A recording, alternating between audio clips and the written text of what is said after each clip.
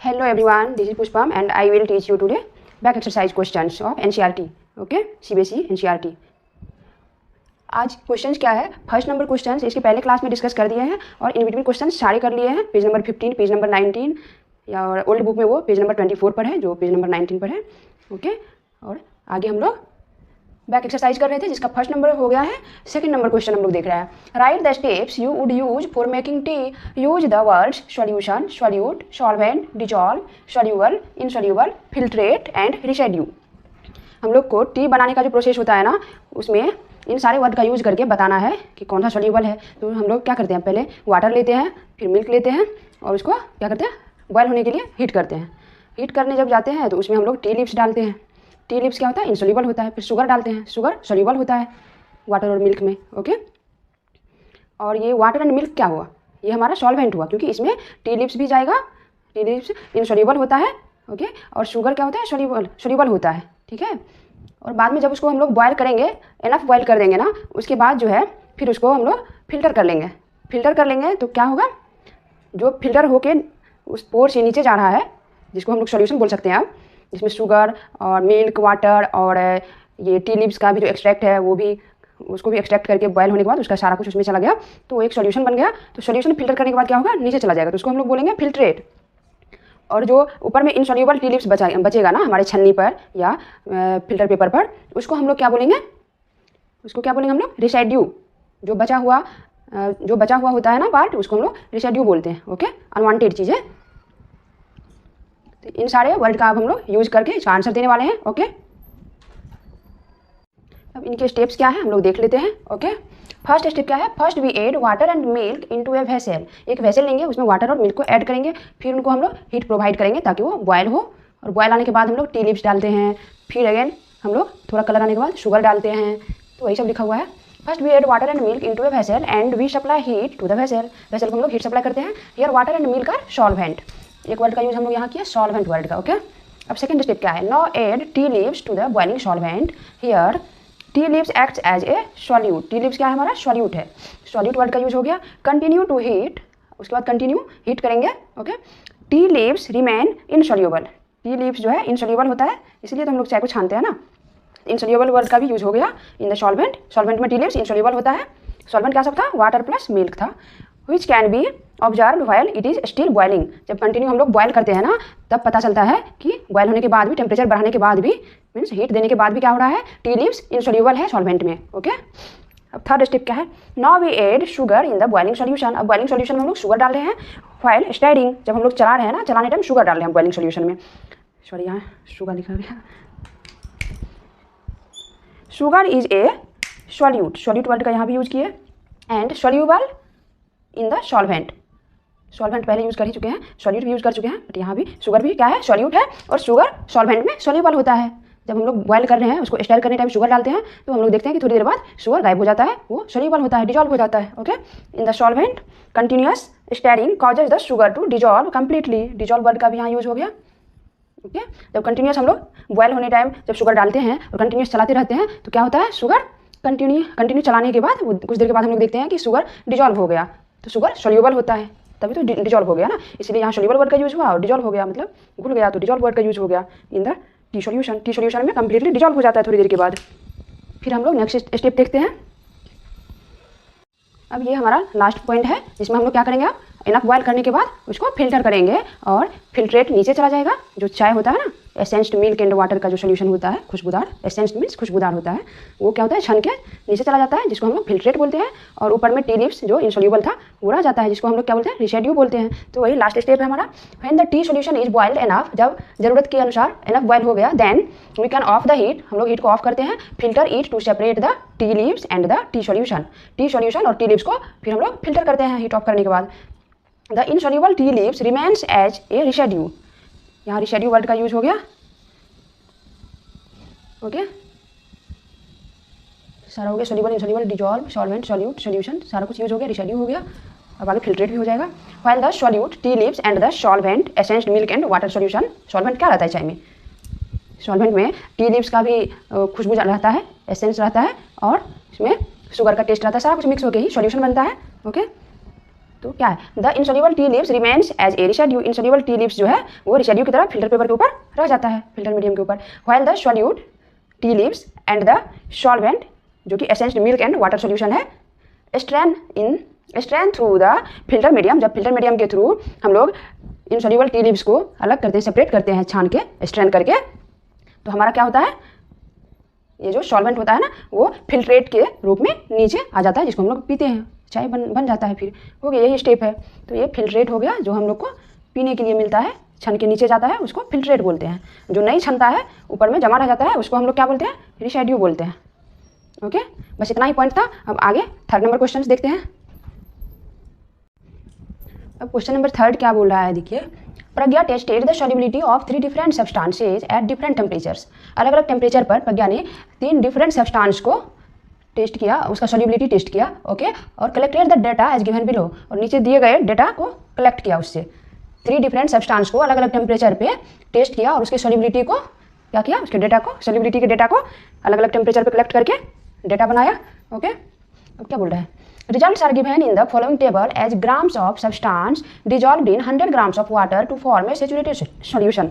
ये जो रिजल्ट्स है ये सेचुरेटेड सॉल्यूशन बनाता है कब, जब 100 ग्राम वाटर में इतना ग्राम पोटेशियम नाइट्रेट इस टेम्परेचर पे डिजॉल्व करता है तो सेचुरेटेड सॉल्यूशन बनता है। ये 100 ग्राम का डेटा दिया हुआ है, 100 ग्राम वाटर में इस टेम्परेचर पे इतना इतना इन सारी चीज़ों का सेचुरेशन लेवल है। ओके, जिसको सॉल्युबिलिटी बोलते हैं। मतलब इतना अमाउंट उस टेम्परेचर पे 283 केल्विन टेम्परेचर पे 21 gram potassium nitrate 100 gram water में डिजॉल्व करता है तो इसका सेचुरेटेड सॉल्यूशन बनता है। ओके, तो अब क्वेश्चन बोल रहा है ए नंबर में, what mass of potassium nitrate would be needed to produce a saturated solution of potassium nitrate in 50 grams of water at 313 kelvin temperature.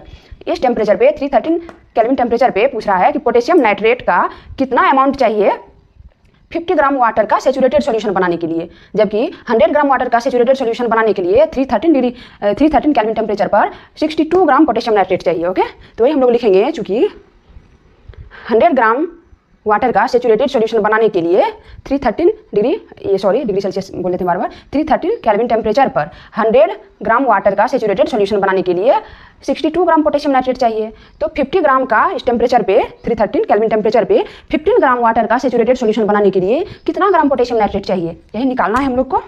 तो हम लोग लिखेंगे, चूँकि 100 grams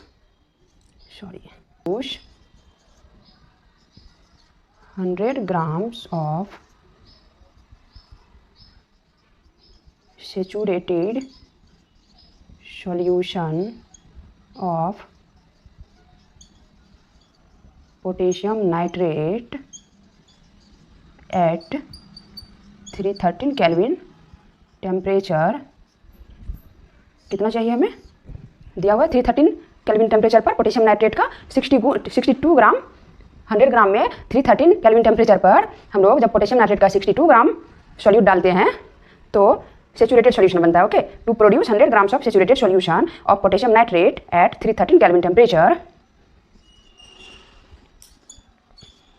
या रिक्वायर्ड लिख दीजिए, required 62 gram of potassium nitrate, यहाँ शॉर्ट में लिख दिए, स्पेस कम है, पी से पोटेशियम नाइट्रेट।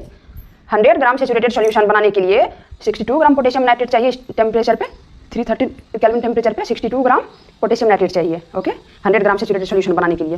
तो इसीलिए पहले 1 का निकालेंगे, 1 का निकालेंगे तो 62/100, क्योंकि 62 ग्राम चाहिए 100 ग्राम सेचुरेटेड सॉल्यूशन के लिए, तो 1 ग्राम सेचुरेटेड सॉल्यूशन के लिए कितना चाहिए 62/100, इसीलिए 50 ग्राम सेचुरेटेड सॉल्यूशन बनाने के लिए कितना चाहिए 62 डिवाइडेड बाय 100 इंटू 50। ओके, 50 से ये 2 टाइम्स में 100 कट गया और 2 से 31 टाइम्स में 62 कट गया, तो ये आंसर आ गया हमारा 32 ग्राम पोटेशियम नाइट्रेट चाहिए 50 ग्राम सेचुरेटेड सॉल्यूशन बनाने के लिए इस टेम्परेचर पे एट 313 केल्विन टेम्परेचर। ओके, अब नेक्स्ट बी पार्ट देखते हैं इसका क्या है। बी पार्ट थर्ड नंबर का ए पार्ट हो गया, बी पार्ट देख रहे हैं हम लोग। Pragya makes a saturated solution of potassium chloride का सेचुरेटेड सॉल्यूशन बनाती है in water at 353 kelvin temperature and leaves the solution to cool at room temperature पर, यानी कि 298 केल्विन होता है रूम टेम्परेचर पर उसको सेचुरेटेड सॉल्यूशन को कूल करती है। ओके, 353 केल्विन पर सेचुरेटेड सॉल्यूशन बनाती है प्रज्ञा, किसका? पोटेशियम क्लोराइड का। 353 केल्विन टेम्परेचर पर पोटेशियम क्लोराइड का सेचुरेटेड सॉल्यूशन बनाती है और उसको रूम टेम्परेचर पर कूल होने के लिए छोड़ देती है। ठीक है, तो अब पूछ रहा है कि what would she observe as the solution cools, explain. जब सॉल्यूशन कूल होगा तो प्रज्ञा क्या ऑब्जर्व करेगी, उसको एक्सप्लेन करने बोल रहा है। ओके, तो हम लोग लिखेंगे when saturated solution loses heat at 353 kelvin, इतना केल्विन पर जब ये हीट लूज करना स्टार्ट करेगा तो क्या होगा? सेचुरेटेड सॉल्यूशन, इसका सॉल्युबिलिटी जो है लूज हो जाएगा। Then solubility of potassium chloride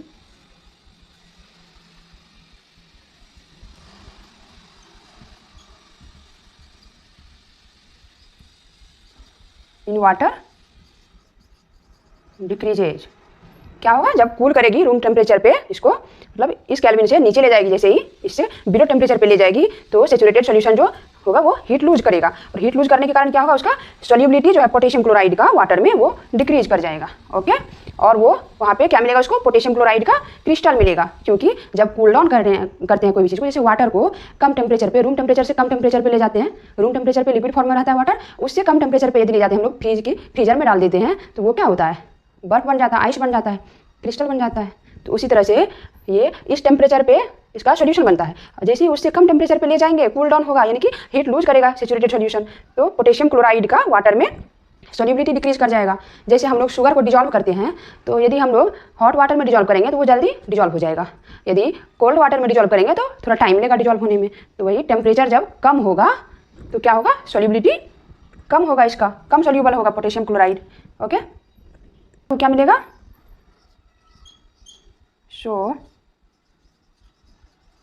Pragya will observe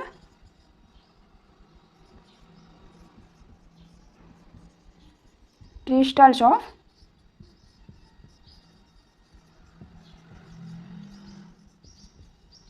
potassium chloride. Pragya क्या देखेगी? जब कम टेम्परेचर पे उसको कूल डाउन करेगी ना तो उसे सॉल्युबिलिटी तो पोटेशियम क्लोराइड का ऑलरेडी डिक्रीज हो गया, तो अब तो वो घुल नहीं सकता है। ठीक है, तो जब टेम्परेचर कम करेंगे धीरे धीरे वो क्रिस्टल में कन्वर्ट हो जाएगा, ठंडा होकर कूल होकर पोटेशियम क्लोराइड का क्रिस्टल मिलेगा प्रज्ञा को। ओके, अब हम लोग सी पार्ट देखते हैं।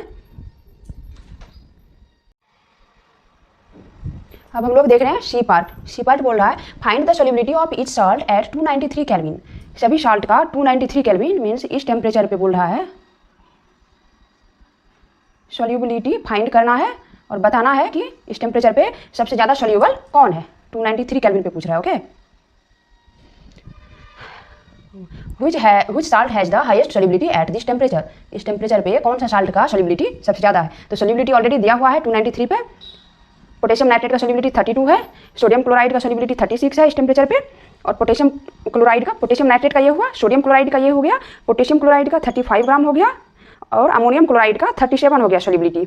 मतलब इतना ग्राम 100 ग्राम वाटर में डिजॉल्व होगा तो सेचुरेशन लेवल आ जाएगा इसका। ओके, तो हाईएस्ट सॉल्युबिलिटी यही हुआ कि इससे ज़्यादा अब सॉल्युबल नहीं हो सकता है, और टेम्परेचर इंक्रीज करेंगे तब उससे ज़्यादा सॉल्युबल होगा। जैसे टेम्परेचर इंक्रीज किया 313 केल्विन टेम्परेचर पर तो देखिए इसका अमाउंट बढ़ के 62 हो गया, मतलब अब 62 gram potassium nitrate 313 kelvin temperature पर डिजॉल्व हो सकता है 100 ग्राम वाटर में, जो कि पहले क्वेश्चन में दिया हुआ था, और उसको हम लोग मिटा दिए क्योंकि स्पेस नहीं था।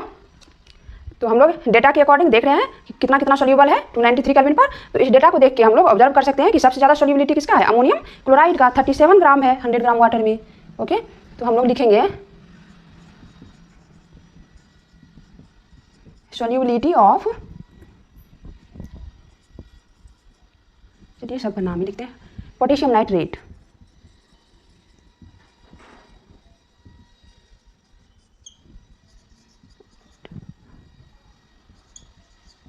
टू 93 केल्विन पर पोटेशियम नाइट्रेट का सॉल्युबिलिटी कितना है? 32 है। ओके, और सोडियम क्लोराइड का कितना है, सॉल्युबिलिटी ऑफ सोडियम क्लोराइड ये कितना है, 36 है। क्वेश्चन में दिया हुआ था कि ये ग्राम में दिया हुआ है।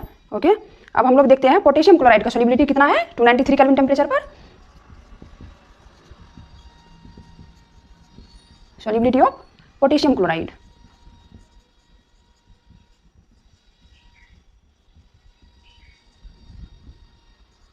Eight 293 kelvin, at 293 kelvin. Okay, कितना है पोटेशियम क्लोराइड का सॉल्युबिलिटी 293 केल्विन पर 35 है। लास्ट है अमोनियम क्लोराइड।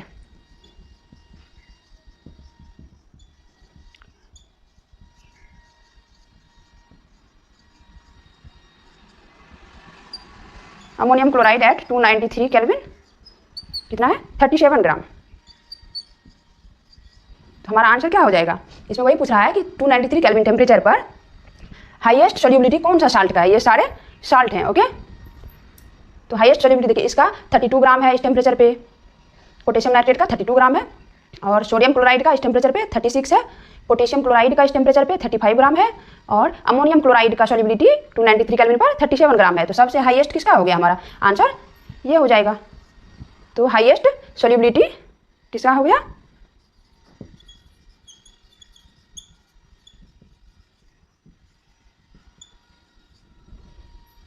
किसका होगा, अमोनियम क्लोराइड का, क्योंकि 37 है। यही हमारा आंसर हो जाएगा इसका। हाईएस्ट सॉल्युबिलिटी किसका है, अमोनियम क्लोराइड का। नेक्स्ट डी नंबर क्वेश्चन क्या है, what is the effect of change of temperature on the solubility of A salt. तो हम लोग इस डेटा से भी देख सकते हैं कि जैसे जैसे टेम्परेचर इंक्रीज कर रहे हैं, तो देखिए पोटेशियम नाइट्रेट का ही देख लीजिए कि 283 केल्विन टेम्परेचर पर इसका सॉल्युबिलिटी कितना था, 21 था। फिर टेम्परेचर बढ़ाए 293 किया तो सॉल्युबिलिटी बढ़ के 32 हो गया, मतलब इतना ग्राम इस टेम्परेचर पे सोल्यूबल हो सकता था, और टेम्परेचर बढ़ाए तो 32 ग्राम तक सोल्यूबल हो सकता था।